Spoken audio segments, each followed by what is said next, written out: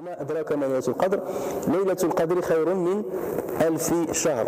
La nuit de l'Qadr est meilleure que 1000 mois.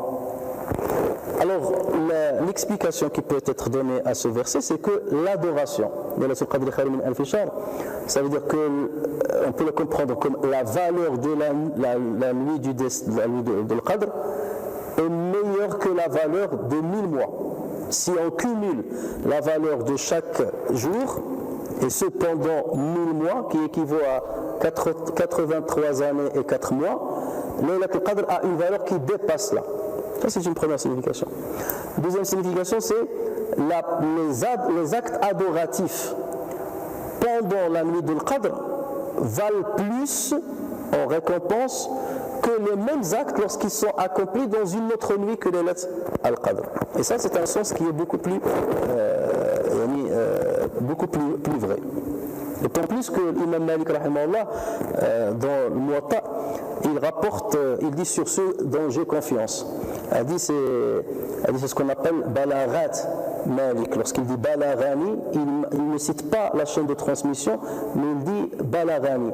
Lorsqu'il dit Balaghani, c'est-à-dire il m'a été rapporté. Et en général, lorsqu'il dit il m'a été rapporté, il y a certains savants qui se sont penchés sur Balaghat Imam Malik pour les authentifier. Et en général, lorsqu'il dit Balaghani, c'est qu'il fait confiance à celui qui lui a rapporté l'information. Donc, Imam Malik dit que le prophète sallallahu alayhi wa sallam a pris connaissance de la moyenne d'âge des fidèles de la communauté musulmane. C'est que dans la communauté musulmane, les fidèles ne vivent pas très longtemps. Dans le hadith du prophète sallallahu alayhi wa sallam qui a été rapporté par Abu Hurairah, c'est un hadith qui est bon, sahih, hasan. Le prophète sallallahu alayhi wa sallam dit A'maru ummati bayna as-sittina wa as-sab'in wa qalla man yajuzu dhalik. Les âges des fidèles de ma communauté est entre 60 et 70 ans. Et peu sont ceux qui dépassent cet âge-là. Alors, bien entendu, lorsque vous voulez prendre une moyenne, vous n'allez pas comparer par rapport aux musulmans qui vivent en Europe. Hein. Les musulmans ils vivent un peu dans le monde entier. Donc, regardez aussi les pays pauvres et ainsi de suite, où les gens meurent, l'espérance de vie est beaucoup très basse. Donc, mais toujours est-il que lorsqu'on fait le cumul, enfin la moyenne de l'âge que vivent les musulmans, on va trouver qu'ils vivent entre 60 et 70 ans. Ça, c'est une règle immuable qui va rester jusqu'à la fin des temps. Mais certains peuvent la dépasser, mais ils sont peu nombreux. Donc, lorsque le prophète sallallahu alayhi wa sallam a entendu cela, il a sous-estimé l'âge des fidèles de sa communauté par rapport à l'âge des fidèles d'autres communautés. Donc Allah Azza wa Jal, pour le rassurer, il lui a dit mais j'ai donné un privilège à ta communauté, c'est que l'adoration que peut faire un musulman dans la nuit de l'Qadr, c'est meilleur que l'adoration que peut faire une autre personne appartenant à une autre communauté pendant plus de 83 ans. Donc quelque part, j'ai contrebalancé cet inconvénient apparent par le fait d'augmenter la valeur de Laylat al-Qadr et la valeur des adorations qui vont y être accomplies. Et ce qui compte bien entendu dans notre vie sur terre, c'est pas combien j'ai vécu. رب عمر قلت قل أمده واتسعت أمداده. Il se peut que dans une vie la longévité est courte mais elle est petite, mais les apports sont énormes. Et il se peut que quelqu'un رب عمر قالت آماده وقلت أمداده. Et il se peut qu'une vie soit très longue, mais les apports de celui qui l'a vécu sont minimes. D'autres savants disent, même là, il a voulu que la communauté musulmane vive moins longtemps, c'est un bien pour elle, pour qu'il ne multiplie pas les péchés. Et pour que l'amal, l'espoir dans la longévité ne s'étale pas. Parce que vous aurez, Inch'Allah, 50 ans, si vous vivez d'ici là, la majorité d'entre vous, dès que vous arrivez à 50 ans, vous commencez à voir la mort. Chez les musulmans croyants. 40 ans, quand il dit je suis encore jeune, dès que tu vas à 50 ans, ça y est, tu dis ça y est, ma vie elle est derrière moi. Parce que la majorité, 60-70, ça va très vite. Et donc c'est pour que les musulmans se préparent bien pour l'au-delà. Donc là, je n'ai pas voulu leur le donner 200 ans, 300 ans, parce qu'il y a un risque qu'ils commettent beaucoup de péchés. Donc ce n'est pas un inconvénient. Et d'ailleurs, lorsque le moment où on va mourir, que tu aies vécu 100 ans ou 20 ans, là ça revient au même. La sensation, elle est exactement la même. Elle est exactement la même. Hein? Tu ne vas pas dire, ah, on a bien profité, j'ai vécu sur 85 ans, alors que toi tu n'as vécu que 60. Non, au moment où tu meurs, ça y est, tu oublies tout ce que tu as vécu et que tu ne te rappelles malheureusement que des péchés que tu as commis et des risques que tu encours devant Allah Azza wa Jalla. Alors, Mujahid, rahimahullah, rapporte qu'il y avait un homme parmi Banu Israël qui était un grand adorateur et qui veillait et qui pendant 1000 mois, de 83 ans et 4 mois, il veillait la nuit à prier et le jour à faire le jihad fi sabilillah. Et lorsque le prophète sallallahu alayhi wa sallam fut informé de ce que faisait cet homme-là, le prophète sallallahu alayhi wa sallam était étonné, mais en même temps il disait c'est dommage pour ma communauté qui ne peuvent pas arriver au degré de cet homme. Et c'est là où Allah Azza wa Jalla aurait révélé, je le dis au conditionnel, parce que Mujahid ne remonte pas le hadith au prophète sallallahu alayhi wa sallam. Il dit, le prophète a entendu, mais il ne dit pas de qui il a entendu. Lui c'est un tabi', il n'a pas dit de quel compagnon il aurait entendu ce récit-là. Et donc là, c'est là où Allah Azza wa Jalla a révélé au prophète sallallahu alayhi wa sallam pour lui dire, ta communauté, les membres de ta communauté ont la chance de dépasser cet homme de Banu Israël s'il passe cette nuit-là, s'il veille cette nuit-là à faire du bien, comme par exemple la prière ou bien l'aumône ou bien le dhikr ou la lecture du Coran et tous les biens que nous connaissons. تنزل الملائكة والروح فيها. Là, je vais aller un peu plus vite pour qu'on termine cette sourate aujourd'hui. تنزل الملائكة والروح فيها بإذن ربهم من كل أمر. Durant celle-ci descendent les anges ainsi que l'esprit par permission de leur Seigneur pour tout ordre. Alors, je vais faire d'une manière télégraphique. Les anges descendent en grand nombre sur terre. Parmi eux, il y a Ar-Ruh. Ar-Ruh ici, c'est Jibril alayhi salam. Il n'y a pas unanimité là-dessus, mais ça c'est l'avis le majoritaire. Alors, pourquoi les anges ils descendent? Alors, là, les savants beaucoup en disent. Certains disent, les anges, lorsqu'Allah a voulu créer l'être humain, les anges ils ont un petit peu protesté. Pas protester dans le sens où cet être humain,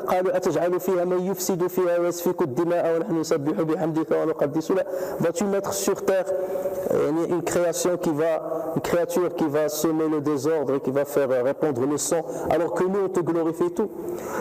Et lorsque les anges voient comment les musulmans veillent cette nuit à réciter le Coran, à demander pardon à Dieu, à adorer, et il demande l'autorisation à Allah Azza wa Jalla en lui disant, est-ce que tu nous autorises à descendre sur terre, saluer ces gens-là à propos desquels on a eu une mauvaise appréciation.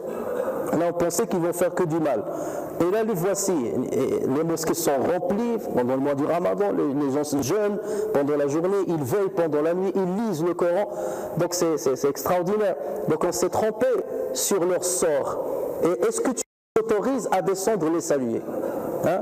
C'est ça, certains disent c'est ça, par la permission de leur Seigneur. Donc là je leur dis, je vous donne l'autorisation d'aller les saluer sur terre. Donc c'est comme s'ils descendent pour s'excuser auprès des croyants, pour dire, vous avez été à l'encontre de ce qu'on a pensé sur l'être humain. Puisque vous êtes bon en ce mois-ci, vous avez jeûné, vous vous êtes attaché à la parole de Dieu et vous avez quitté les péchés, donc on descend pour vous saluer. Imaginez si vous mettez ça dans votre esprit pendant le Ramadan, que les gens descendent pour te saluer. Et vous imaginez un musulman qui va dormir pendant la nuit probable de Laylat al-Qadr alors que les anges descendent pour le saluer.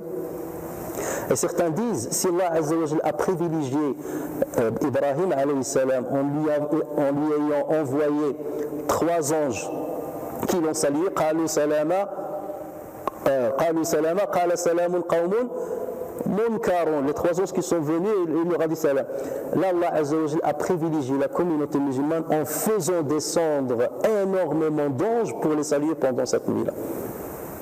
Il a donné ce privilège à Ibrahim alayhi salam et il l'a donné à la communauté musulmane. Et cette fois-ci, ce n'est pas que 3 anges qui viennent leur faire salam. C'est des anges qui remplissent la terre et qui continuent à descendre et à remonter pendant toute la nuit. Salam hatta makla'i, jusqu'à le lever de l'aube. Quel privilège ont les musulmans.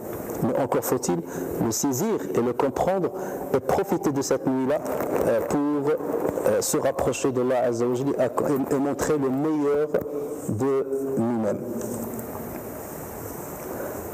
D'autres disent, les anges descendent pourquoi? Ils disent, le croyant cherche toujours l'endroit et le moment où son adoration sera le plus récompensée. C'est pour cela que nous, on espère toujours aller à la Mecque. Pourquoi? Parce que j'aimerais bien prier le haram, le Mekki. Pourquoi? Parce que c'est là où ma prière va être doublée combien de fois? 100 000 fois. D'accord? Donc toujours on aspire à aller dans les endroits où la récompense est très grande. Donc là, en fait, cette nuit-là, là où il y a le plus de récompense, ce n'est pas dans le ciel. Pour cette nuit précise, là où il y a le plus de récompense pour l'adoration, ce n'est pas dans le ciel, c'est sur terre. Et donc c'est pour cela que les anges disent à Dieu, Seigneur, autorise-nous de descendre sur terre, parce que c'est l'endroit, aujourd'hui, c'est le seul endroit où il y a le plus de récompense. Et on veut descendre pour partager cet endroit avec les êtres humains, et pour qu'on puisse gagner le maximum de récompenses. Et Dieu les autorise d'aller descendre sur terre, à côté de leurs frères musulmans. Regardez aussi cette symbolique-là. D'accord? Donc il vient vers, c'est le seul endroit, le meilleur endroit en cette nuit-là, c'est la terre. Donc c'est pour cela qu'il demande l'autorisation d'y descendre.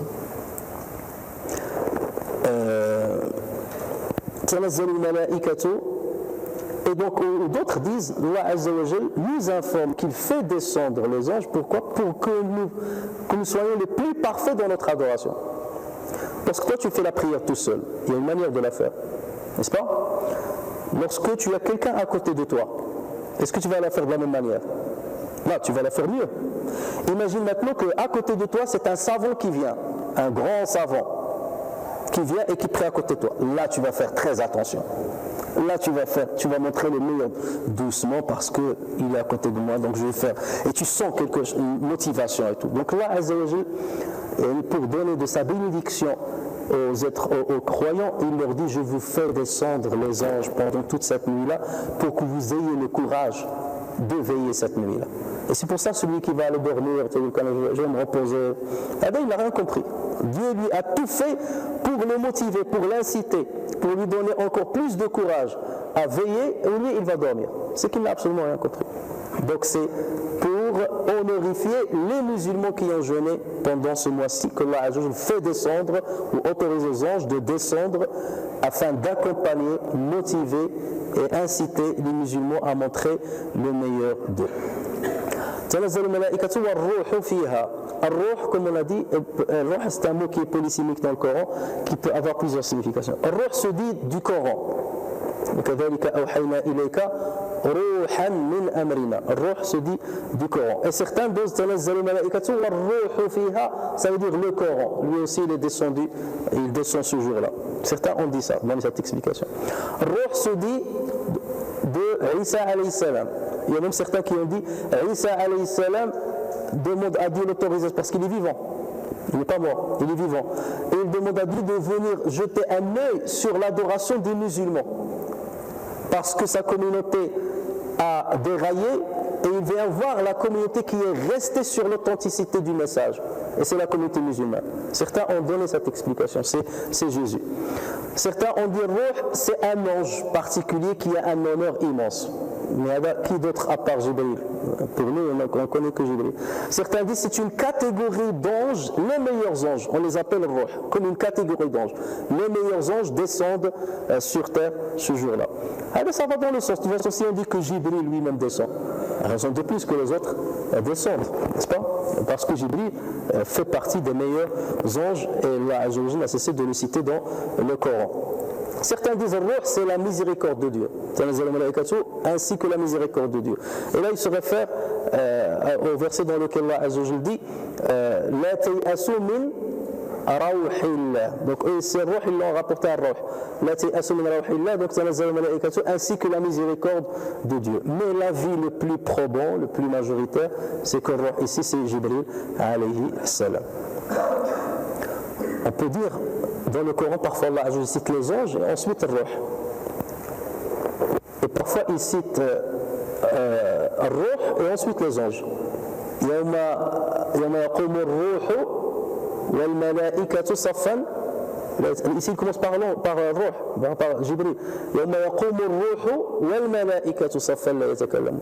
Mais dans plusieurs autres versets il commence par les anges et ensuite Jibril. Pourquoi? Certains disent que lorsqu'il s'agit d'un mouvement des anges, il commence par citer les anges et ensuite il spécifie Jibril alayhi salam.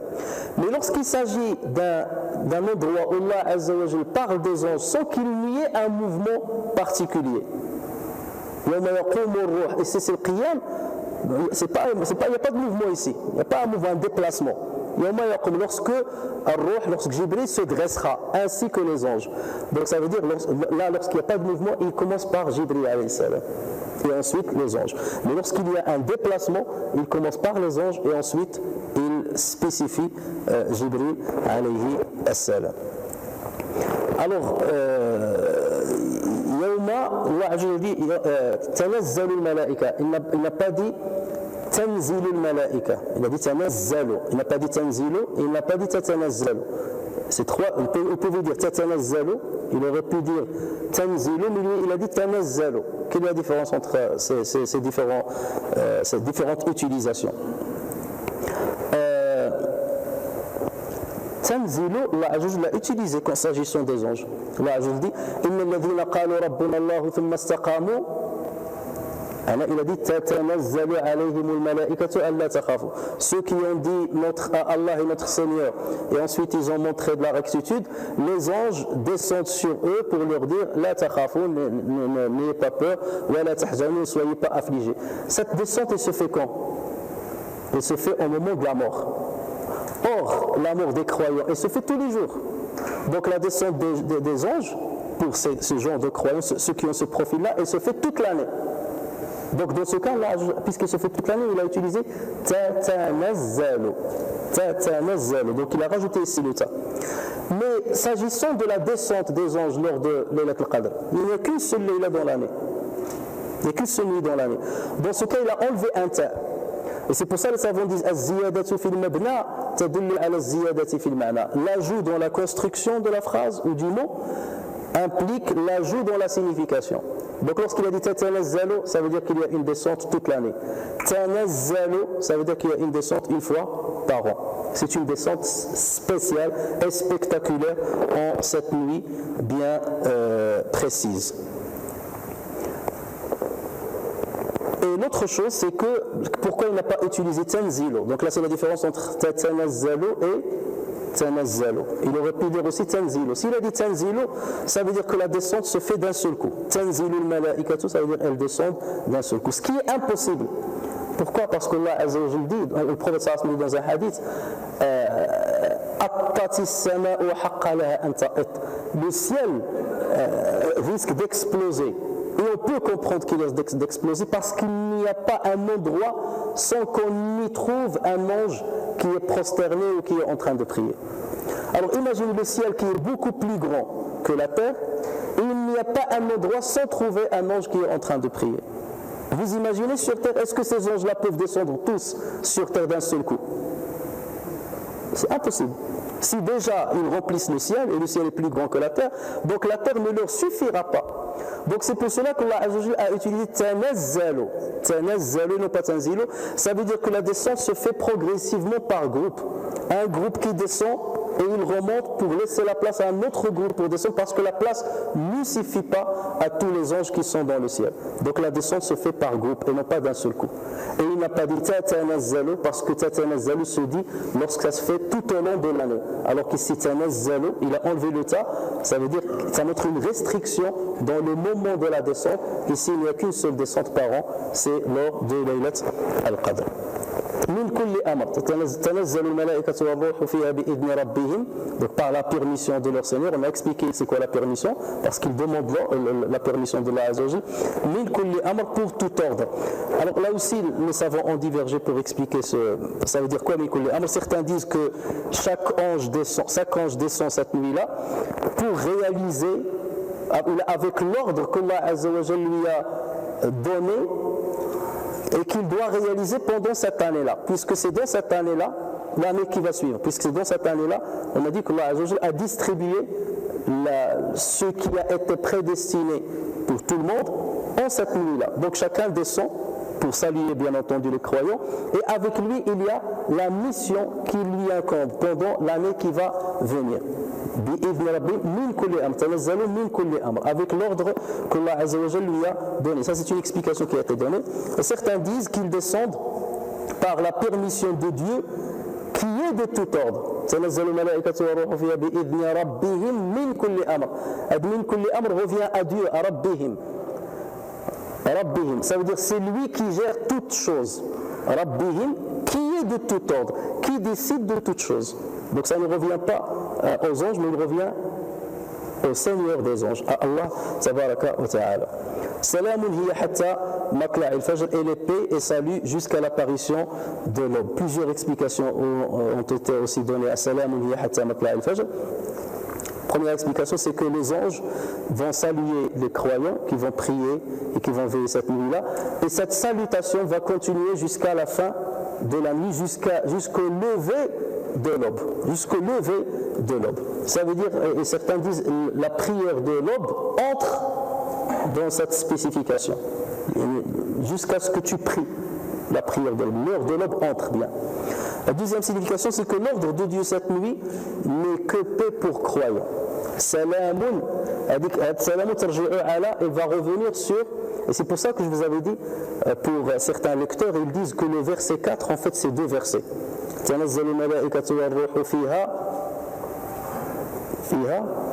بإذن ربهم من كل أمر سلام. Min kulli amrin salam. Et il considère ça, c'est un verset. Ad hiya hatta matla' al-fajr. Elle dure jusqu'au lever de l'aube. Min kulli amrin hiya salam. Ça veut dire Allah Azza wa Jalla n'a décrété que le bien pour les croyants qui ont veillé cette nuit-là. N'a décrété pour les croyants que du bien. Donc salam ici revient à ce qui a été décrété pour les croyants qui veillent cette nuit-là. Ça c'est une explication aussi qui se vaut et qui est de la valeur. L'autre explication, c'est que Allah Azza wa Jalla ordonne aux croyants de répondre salam entre eux pendant toute cette nuit. Salamun hiya hatta matla' al-fajr. Je vous demande de faire répondre as-salam jusqu'au lever de la nuit. Salam entre vous ou salam à travers la prière sur les anges, entre vous, lorsque tu dis salam alaykum, tu salues ceux qui sont à tes côtés et tu salues aussi les anges. Donc, multipliez salam pendant cette nuit-là à travers les prières et à travers les salutations fraternelles. Alors, pour terminer, et là je vais aller très très vite, il y a eu une divergence bien entendu sur l'identité de Laylat al-Qadr, comme vous le savez tous. Ibn Hajar al-Asqalani, dans Fath al-Bari, il a cité pas moins de 50 avis. 50 avis. Allant des plus spectaculaires, celui qui dit Laylat al-Qadr n'existe plus maintenant. Ça, c'est un avis qui a été dit. Laylat al-Qadr a été levé avec la mort du prophète sallallahu alayhi wa sallam. Donc, il n'existe plus maintenant. Dès que le prophète sallallahu alayhi wa sallam est mort, Laylat al-Qadr est fini.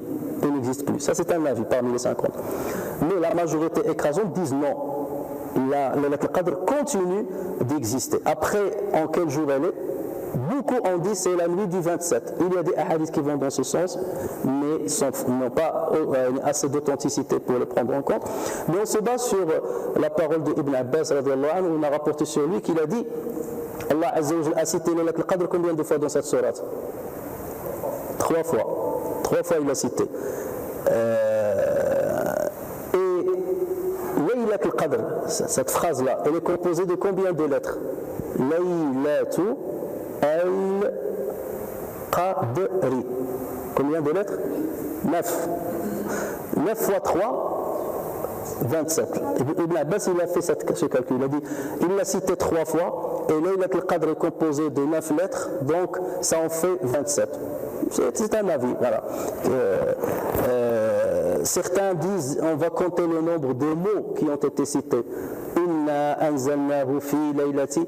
Et lorsque tu vas arriver à hiya, salamun hiya, elle, tu vas trouver 27. Donc c'est pour cela qu'ils ont dit que c'est le 27e jour. Et Ibn Abbas aussi a dit, Allah Azza wa Jal est witr, il est impair, et il aime ce qui est impair. Mais le chiffre impair qu'aime le plus Allah Azza wa Jal, qui a le plus de symbolique, c'est le 7. Les 7 cieux, les 7 terres, 7 tours autour de le Kaaba, ainsi de suite. Donc il dit, donc ça ne peut être que le 7, le chiffre 7 doit exister, donc ça ne peut être que le 7e, le 17e ou le 27e. Mais puisqu'il y a des hadiths qui disent qu'il se situe dans les 10 derniers jours du Ramadan, donc ça ne peut être le chiffre la nuit qui porte le 7, c'est la 27e nuit. Donc ça, c'est ceux qui sont allés dans ce sens. Le Hassan al-Basri dit qu'il se situe la nuit du 17e, c'est la nuit du 17e jour de Ramadan, puisque c'est là où a eu lieu la bataille de Badr. Et comme c'était une bataille qui a discerné entre le bien et le mal, donc ça ne peut être que cette nuit-là. Ça, c'est un avis de al-Basri. Certains ont dit qu'elle est cachée dans les 5 derniers jours impairs des 10 derniers jours de Ramadan. Ça veut dire la nuit du 21, 23, 25, 27 et 29. Ça fait combien? 5, au même nombre que les versets de cette sourate. Il y a 5 versets dans cette sourate, 5 nuits. Donc il faut ce rapprochement. D'aucuns disent qu'elle est cachée dans tout le mois du Ramadan. Allah Azza wa Jalla l'a caché.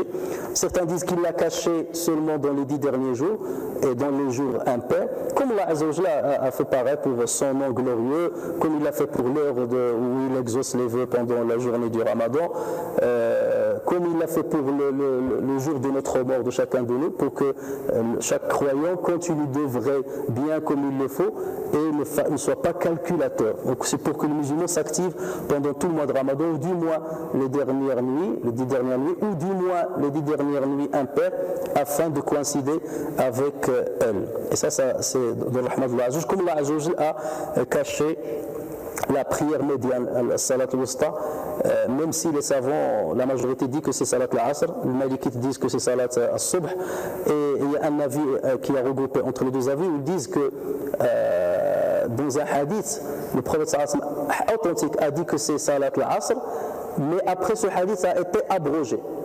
Il a été abrogé, Allah Azza wa Jalla a voulu la rendre inconnue.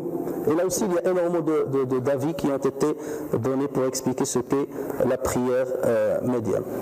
Et il y a l'avis aussi spectaculaire qui a été rapporté sur Ibn Mas'ud qui dit qu'il est dans l'année, toute l'année, mais on nous a expliqué tout à l'heure que c'est pas comme ça qu'il faut comprendre la parole de Ibn Mas'ud radiyallahu anhu. Toujours est-il, pour terminer, c'est que le croyant doit savoir la valeur de cette nuit-là. Donc là, je s'est focalisé sur la nuit et non pas sur le Coran, puisque le Coran va se focaliser sur son importance dans Surat Al-Bayyina et sur les premiers versets dans Surat Al-Alaq. Mais ici, il parle de la nuit qui a été bénie par la descente de ce Coran. Voilà pourquoi le musulman doit donner de l'importance à ce Coran pendant ce mois béni, à travers la prière, à travers la méditation, à travers la lecture, la récitation et à travers l'étude surtout de ce Coran. نفعني الله وإياكم بالقرآن الكريم وبحديث سيد الأولين والآخرين. اللهم اغفر لنا وارحمنا وعافنا واعف عنا واجبرنا يا أرحم الراحمين. اللهم وفقنا لأعمال الخير وخير الأعمال واجعلنا من الأتقياء الأنقياء الأصفياء البراء من كل شرك إنك على ذلك قدير وبالإجابة جدير. وآخر دعوانا أن الحمد لله رب العالمين.